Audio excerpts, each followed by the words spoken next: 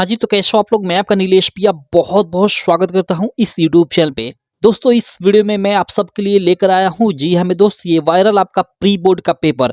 आप लोग के अभी स्कूलों में आपका प्रैक्टिकल एग्जाम चल रहा होगा। अब प्रैक्टिकल एग्जाम के बाद आप लोग का जनवरी में, जी हाँ मेरे दोस्त, प्री बोर्ड पेपर होने वाला है और उसके बाद फिर फरवरी में आप लोग का मेन बोर्ड एग्जाम होने वाला है, ये तो आप सब जानते ही हो। तो बोर्ड एग्जाम से पहले आप लोग का प्री बोर्ड होगा स्कूलों में और प्री बोर्ड के सारे क्वेश्चन लगाना बेहद जरूरी है, क्योंकि प्री बोर्ड के पेपर से सेम टू सेम क्वेश्चन आपके बोर्ड एग्जाम में ही आते हैं। तो आप लोग देख लो, ये प्री बोर्ड का आपका पेपर है, बिल्कुल आपके स्कूलों में ऐसा ही बिल्कुल पेपर आने वाला है। ठीक है, ऐसे ही मैं आपको पूरे के पूरे 7 सेट कराऊंगा। ठीक है, सातों सेटों को आप सॉल्व कर लेना। आपके प्री बोर्ड में तो फंसेगा ही फंसेगा, उसके अलावा मेन बोर्ड एग्जाम में आप लोग के इसी में से क्वेश्चन आएगा। तो चलो इसको हम लोग सॉल्व कर लेते हैं बारी बारी से। ठीक है, बाकी कहूंगा, अगर चैनल को आप अभी तक सब्सक्राइब नहीं किए हो तो चैनल को सब्सक्राइब कर लेना और बेल आइकन को भी दबा लेना, जिससे मेरी सारी वीडियो की नोटिफिकेशन आपको मिलती रहे। तो सब वही रहेगा। आपका टाइम 3 घंटे 15 मिनट, 70 मार्क का पेपर रहेगा। ठीक है, आपको 15 मिनट प्रश्न पत्र पढ़ने के लिए मिलेगा। खंड अ में, ठीक है, आपके 20 ऑब्जेक्टिव क्वेश्चन ओएमआर बेस्ड रहेंगे। ठीक है, जिनका आंसर आपको ओएमआर पे देना होगा। उसके बाद खंड ब में आपके 50 मार्क के वर्णनात्मक प्रश्न होंगे। तो चलो सबसे पहले खंड अ के अंतर्गत हम लोग जो 20 एमसीक्यू है उनको हम लोग सॉल्व कर लेते हैं। तो इसमें पहला आप एमसीक्यू देख सकते हो, ठीक है, अपने स्क्रीन पे, कि रस मीमांसा के लेखक हैं। रस मीमांसा के लेखक का नाम बताना है। सीधे सीधे आचार्य रामचंद्र शुक्ल, सब लोग जानते हैं भाई, रस मीमांसा के लेखक आचार्य रामचंद्र शुक्ल हैं। उसके बाद सेकंड क्वेश्चन है कि तितली कृति की विधा है। ओके, तितली कृति की विधा हमें बतानी है। वो क्या विधा है? कहानी है, जीवनी है, उपन्यास है या फिर नाटक है? सही ऑप्शन हो जाएगा आपका तितली। देखो, कंकाल, तितली और इरावती, ये 3 उपन्यास विधा की रचनाएं हैं। किसके? जयशंकर प्रसाद जी के। ठीक है, जिसमें इरावती को अपूर्ण माना जाता है। कंकाल, तितली, इरावती आप लोग याद रखना।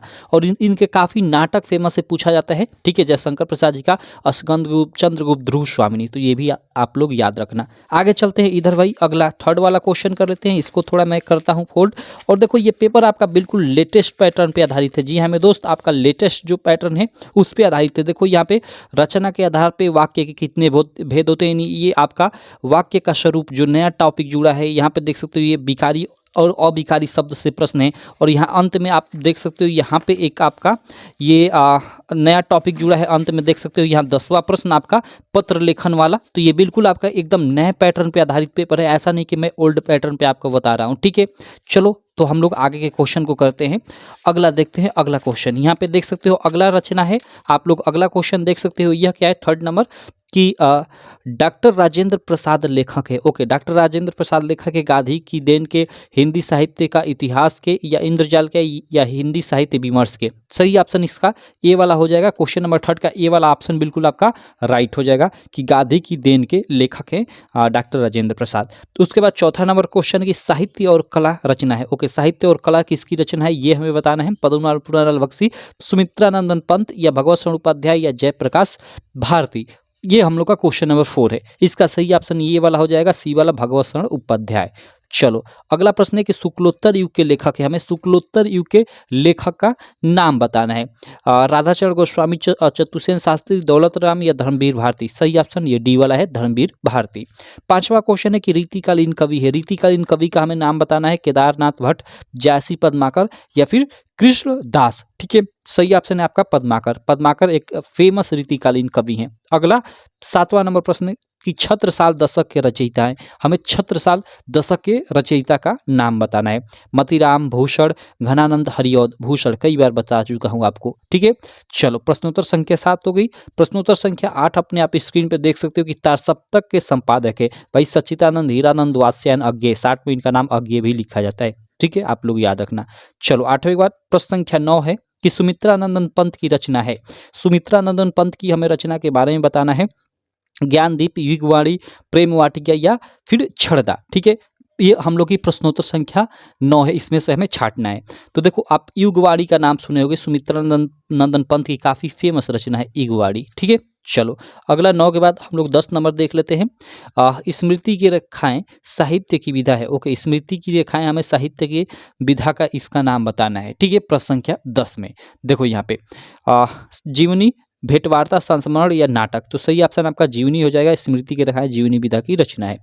उसके बाद देखो ये 10 हम लोग के शुरू के जो प्रश्न हो गए ना, हिंदी के प्रमुख गद्य और पद्य के लेखकों कवियों उनकी रचनाओं विधाओं से संबंधित प्रश्न थे। अब आगे के जो 11 से 20 तक प्रश्न हो गए वो समझ जाओ कि आप लोग का एक तरह से व्याकरण से संबंधित प्रश्न होंगे, जिसमें रस छंद अलंकार तत्सम तद्भव, ठीक है।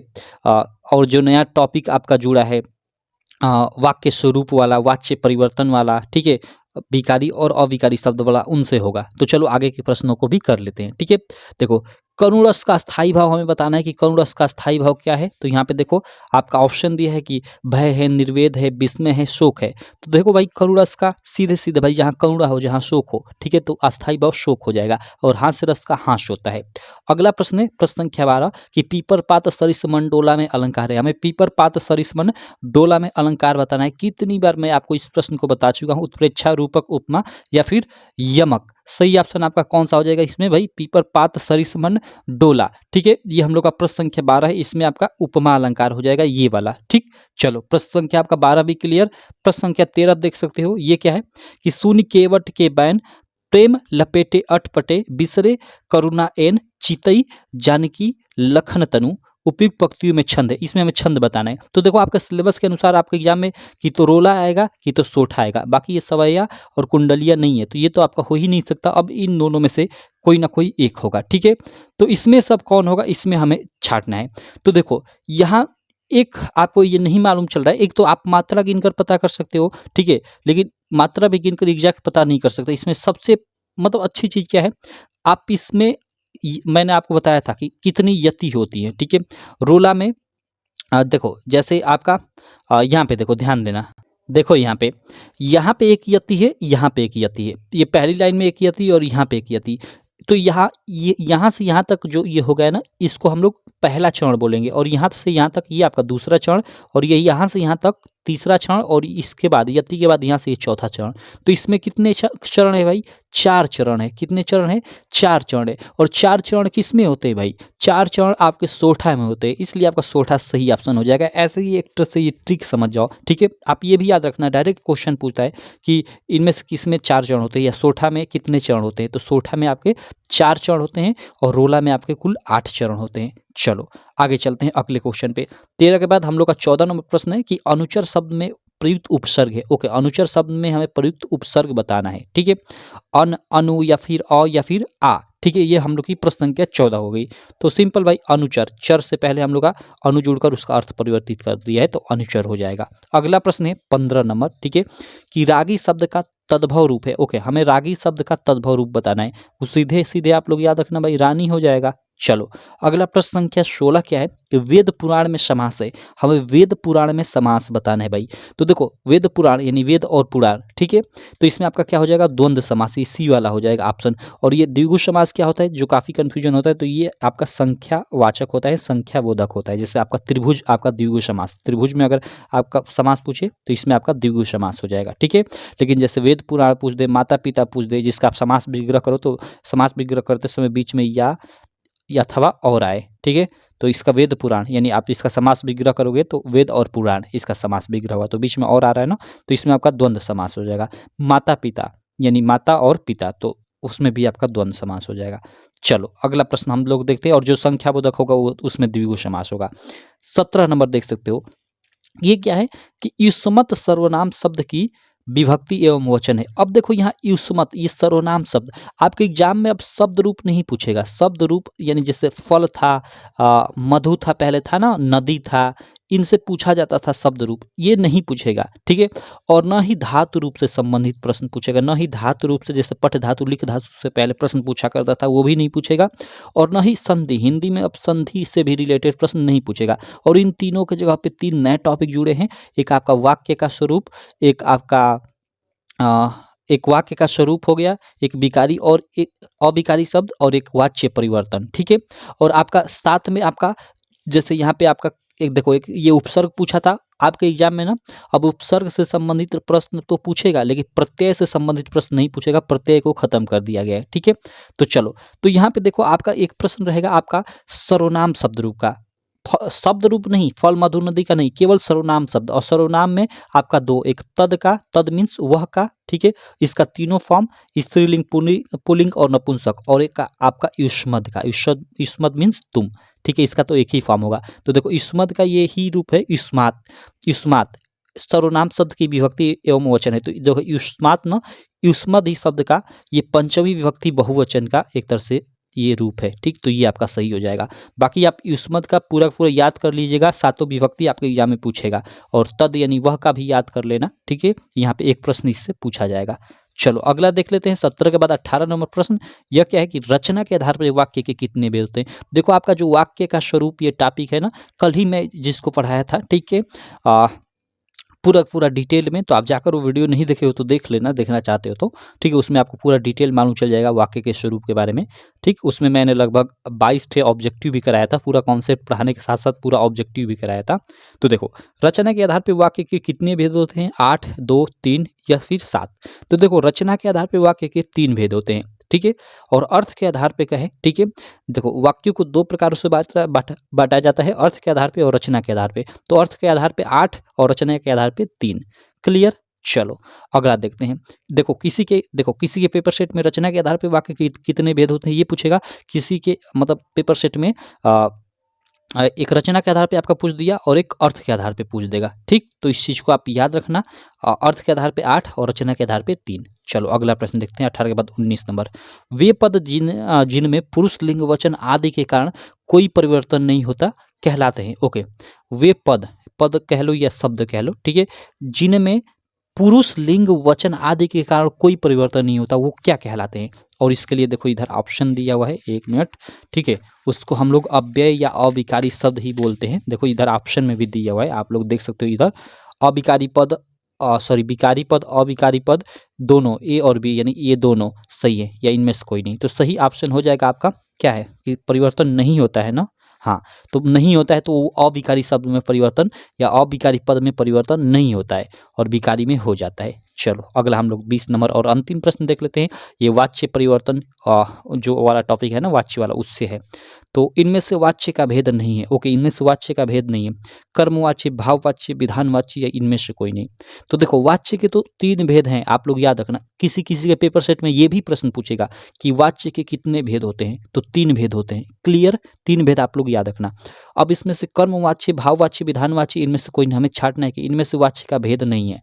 तो ये भाई 3 भेद होते हैं, तो 3 तो सही है, कर्मवाच्य, भाववाच्य, विधानवाच्य दी जाए।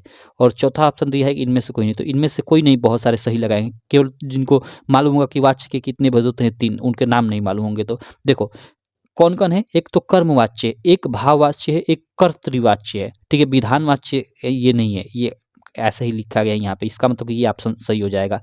क्यों, क्योंकि इनमें से वाच्य का भेद नहीं है, तो ये नहीं है, ठीक है, ये वाच्य का भेद नहीं है, बाकी ये और ये है। चलो, और एक और भेद आता है कर्मवाच्य, भाववाच्य, एक कर्तृवाच्य, 3 भेद होते हैं। चलो अगला, तो ये काफी मस्त क्वेश्चन था, ये काफी मस्त क्वेश्चन था। चलो भाई, तो ये रहे हम लोग के 20 एमसीक्यू भाई, 20 हम लोग के एमसीक्यू ये हो गए। अब चलो हम लोग आगे खंड ख के अंतर्गत, ठीक है, खंड ख है ना, हाँ, उधर हम लोग का खंड अ था और ये आपका खंड ब हो जाएगा, ठीक है, ये खंड ब हो जाएगा, ठीक। खंड ब के अंतर्गत अब यहाँ पे हम लोग देख लेते हैं आपके कितने जो 50 मार्क के आपके सब्जेक्टिव प्रश्न आएंगे, जिसका आंसर आपको अपनी कॉपी में डिटेल में लिखना होगा उसको। तो चलो इनको देख लेते हैं, लेकिन उससे पहले मैं आपको बता दूं, ठीक है, इन सारे पेपर्स का या जो आपके प्रीवियस ईयर पेपर हैं, ठीक है, 2023 के, उन सब का PDF आपको हमारी ऐप है एक UPMSP स्टडी, आप डाउनलोड कर लेना, वहाँ पे आपको मिल जाएगा पूरा का पूरा आपका प्रीवियस ईयर पेपर का मतलब सारा का सारा सेट।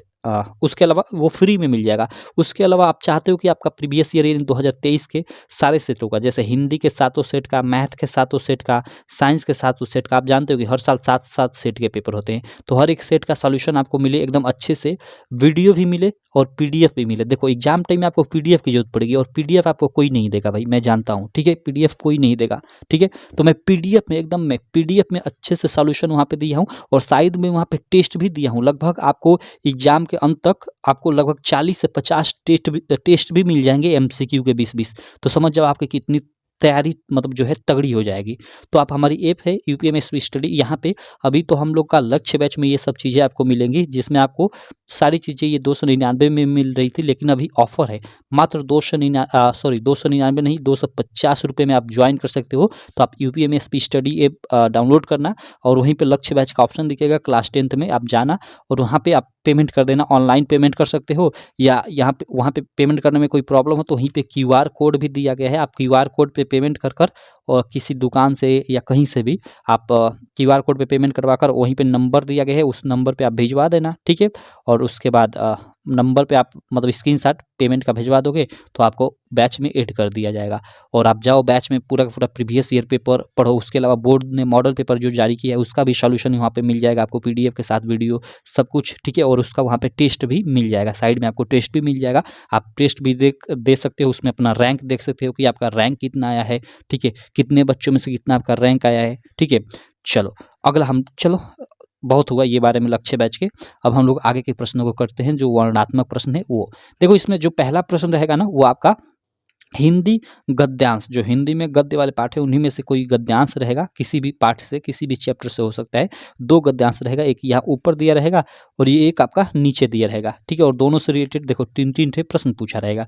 तो इस गद्यांश को पढ़कर इन 3 प्रश्नों का उत्तर दो या इस गद्यांश को पढ़कर 3 प्रश्नों का उत्तर दो।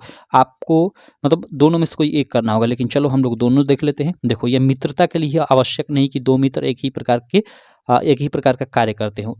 यहीं से आपका पता चल गया कि ये आपका मित्रता वाला जो चैप्टर है उससे ये गद्यांश लिया गया है, ठीक है। तो यहाँ पे देखो इस अवतरण का हमें संदर्भ लिखना है, ठीक है। हमेशा पहला प्रश्न संदर्भ रहता है, सेकंड में रेखांकित अंश की व्याख्या रहता है और थर्ड में एक नॉर्मल प्रश्न पूछा जाता है, ठीक है। तो देखो यहाँ पे सिंपल है कि मतलब मित्रता चैप्टर से लिया गया है तो इसका संदर्भ आसानी से लिख सकते हो कि इसके लेखक कौन है भाई, तो आचार्य रामचंद्र शुक्ल। तो प्रस्तुत गद्यांश हमारी पाठ्य पुस्तक हिंदी के मित्रता नामक पाठ से लिया गया है, जिसके लेखक आचार्य रामचंद्र शुक्ल है, ऐसे लिख देना। और रेखांकित अंश की व्याख्या तो आप गद्यांश का करना काफ़ी आसान होता है, आप करते रहना। और एक जो नॉर्मल यहाँ पे प्रश्न पूछा है ये आप पढ़ोगे तो आपको इसका भी आंसर मिल जाएगा। तो तीनों का आंसर देने का दो मार्क यानी 6 मार्क यहाँ से आपको मिल जाएगा। बाकी चलो इसको भी देख लेते हैं, किसी के पेपर सेट में ये आएगा, किसी के पेपर सेट में ये भी फंस सकता है।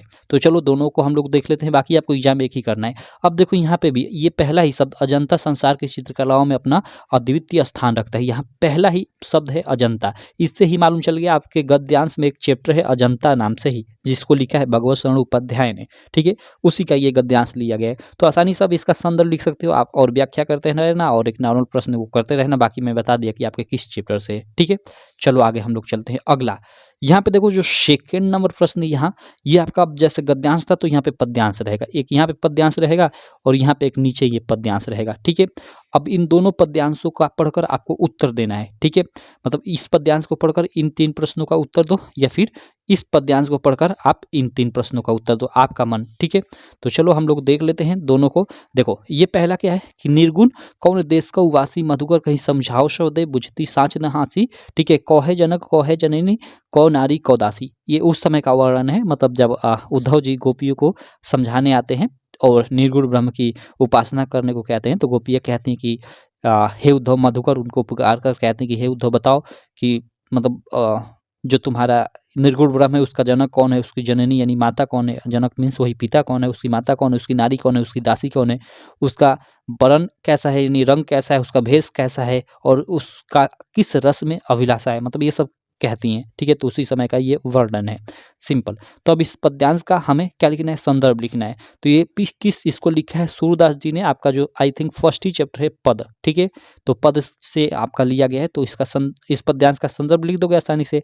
संदर्भ में आप लोग का कैसे लिखोगे कि प्रस्तुत पद्यांश हमारी, यहाँ पे पद्यांश यूज करोगे, प्रस्तुत पद्यांश हमारी पाठ्य पुस्तक हिंदी के पद नामक पाठ से लिया गया है, जिसके और यहाँ पे एक रचयिता शब्द यूज करोगे, बस रचयिता सूरदास जी हैं ऐसे। तो इसका संदर्भ हो गया रेखांकित अंश की व्याख्या, जो भी है ये आप करते रहना कि प्रस्तुत रेखांकित अंशों के माध्यम से सूरदास जी कहते हैं कि निर्गुण कौन देश को वासी मधुकर कहीं समझाओ सौदे, मतलब वही आप थोड़ा अपने हिसाब से थोड़ा आगे जोड़कर बनाकर उसके बाद लिखने लगोगे कि जब उद्धव जी गोपियों को निर्गुण ब्रह्म की उपासना करने को कहते हैं तो अब क्या क्या मतलब कहती हैं, यहाँ पे सारा व्याख्या मतलब यहाँ पे लिखा गया, आप व्याख्या में लिख देना, सिंपल। चलो आगे चलते हैं अगले प्रश्न पे। अगला प्रश्न देखो ये आपका चींटी को देखा वह सरल बिलक कारी लेखा, मतलब ये आपका चींटी नाम से ही आपके मतलब चैप्टर है एक, आपने देखा होगा आपके बुक में, ठीक है, उसी से है। तो सिंपल आप इसका, ठीक है, 1 मिनट, ओके, चलो तो इसका आप इसको पढ़कर और यहाँ पे जो प्रश्न दिया गया उसका उत्तर दे दो। इस पद्यांश का संदर्भ पूछा गया है, रेखांकित अंश की व्याख्या और यहाँ पे एक नॉर्मल सा प्रश्न, ठीक है। तो ये पद्यांश आपका किस चैप्टर से भाई? चीटी नामक चैप्टर का ही नाम है चीटी, जिसको लिखा है सुमित्रा नंदन पंत ने। तो सिंपल इस पद्यांश का आप संदर्भ लिख देना और रेखांकित अंश की व्याख्या आप करते रहना, और पढ़ोगे तो ये नॉर्मल प्रश्न है एक, इसका उत्तर दे देना, तो आपको यहाँ से 6 मार्क मिल जाएगा, ठीक। तो ये करो आपका मन, दोनों में से कोई एक। तो चलो अब हम लोग अगले प्रश्न पे चलते हैं। अगला प्रश्न है हम लोग का 3rd नंबर। ये देखो, निम्नलिखित संस्कृत गद्यांश में से किसी एक गद्यांश का संदर्भ सहित हिंदी में अनुवाद कीजिए। ओके, अब देखो यहाँ पे ना आपका हिंदी में पीछे संस्कृत के भी कुछ चैप्टर हैं, ठीक है। तो उनमें से जैसे वाराणसी वाला है, प्रबुद्धो ग्रामीणों वाला है, तो उनमें से किसी में से यहाँ पे आपका गद्यांश दिया रहेगा, यहाँ पे एक गद्यांश दिया रहेगा और अथवा कर एक गद्यांश दिया रहेगा। दोनों में से किसी एक का आपको क्या करना रहेगा कि संदर्भ लिखना रहेगा और हिंदी में अनुवाद करना रहेगा, जिसका आपको 5 मार्क मिलेगा। तो देखो इधर मैं आपको दिखा देता हूँ, देखो, और इसमें 2 काफ़ी इंपॉर्टेंट चैप्टर हैं भाई, ठीक है।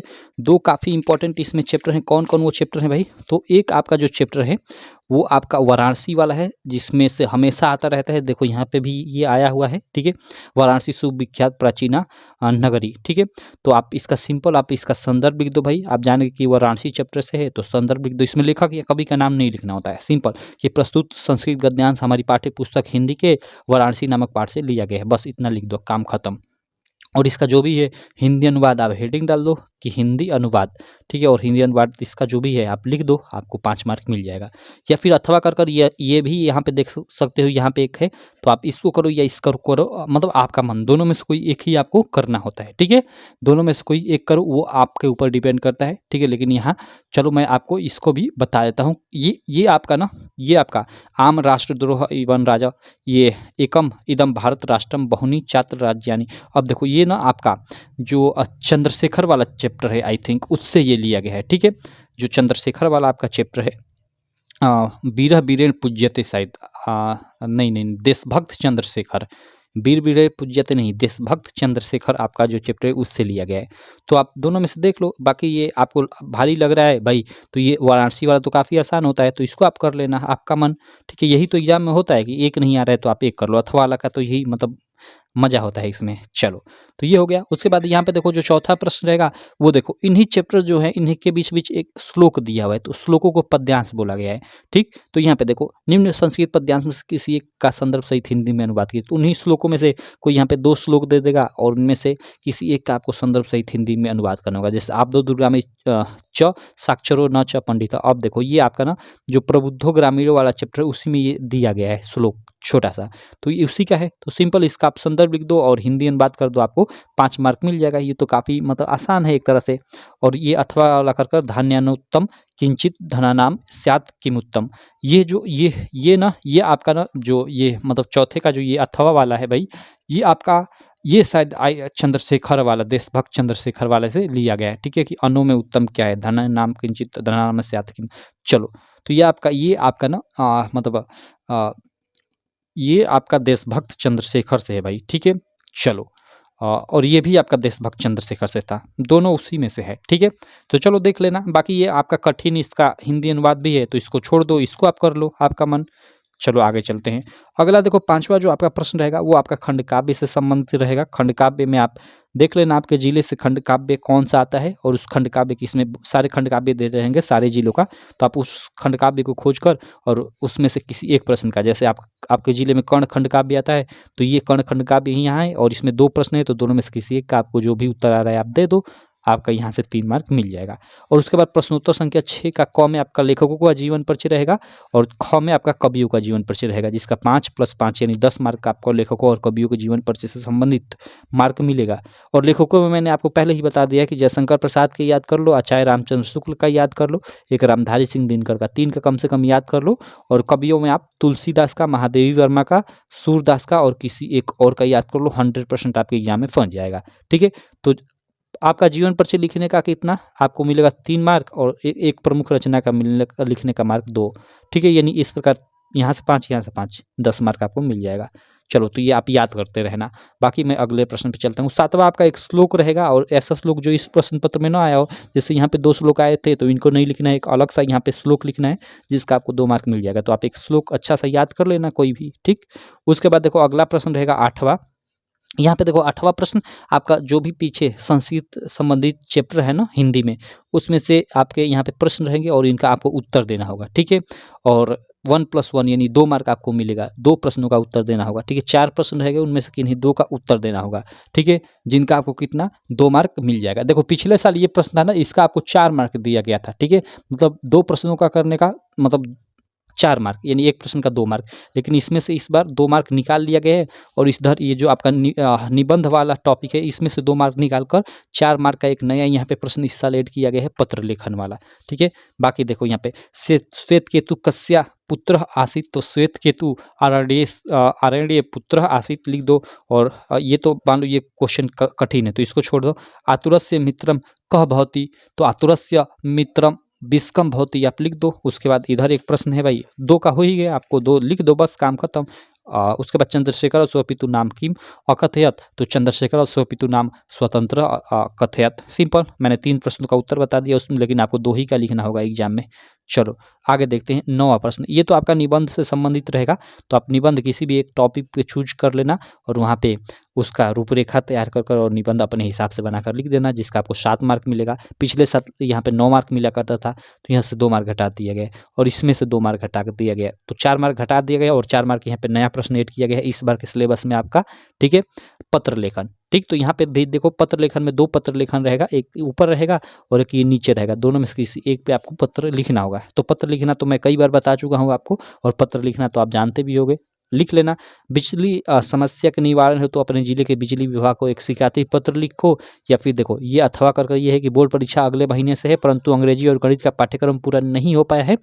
पाठ्यक्रम पूरा न होने के कारणों का उल्लेख करते हुए अंग्रेजी और गणित विषयों की अतिरिक्त कक्षाएं आयोजित करवाने हेतु विद्यालय के प्रधानाचार्य को प्रार्थना पत्र लिखिए। तो आप दोनों में से किसी एक टॉपिक पे आप लिख दो, आपका छोटा सा होगा पत्र, आपका 4 मार्क मिल जाएगा, ठीक। बाकी ये दोनों इंपॉर्टेंट है, आपके एग्जाम में आने ही आने हैं, ठीक है, तो आप देख लेना। बाकी मैं इनको लिखवा भी दूंगा, आप कहोगे तो, ठीक है, अलग से वीडियो बना दूंगा। तो ये रहा पूरा पूरा, इसका हम लोग सोल्यूशन कर लिए, ठीक है। ये पहला कोड था, ठीक है। इसी प्रकार मैं 7 कोड करवाऊंगा जो आपके प्री बोर्ड पेपर में भी फंसेंगे और जो मेन बोर्ड परीक्षा है उसमें भी इसमें से क्वेश्चन सेम टू सेम फंसेंगे। तो चलो ये कंप्लीट वीडियो रही इस सेट की। बाकी मैं इसी प्रकार की आपसे नेक्स्ट वीडियो में मिलूंगा।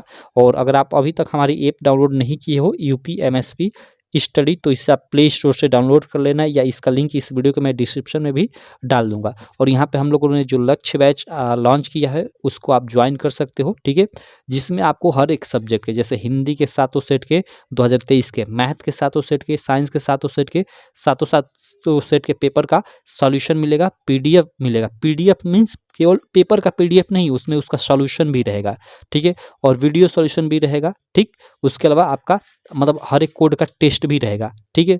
इस प्रकार आप कम से कम मतलब बहुत सारे 30 से 40, 30 ही नहीं 40 से 50 आपका टेस्ट भी उसमें आपका रहेगा। तो आप एग्जाम टाइम में तो इतना चीज़ें कर लोगे ना, तो आपका आराम से 80% मार्क आ जाएगा। 80 से 90% आप पढ़ने में अच्छे हो तो आपका 90 से 95% भी मार्क आ सकता है, ठीक है। तो चलो बाकी मैं मिलता हूँ आपसे नेक्स्ट वीडियो में, तब तक के लिए थैंक यू।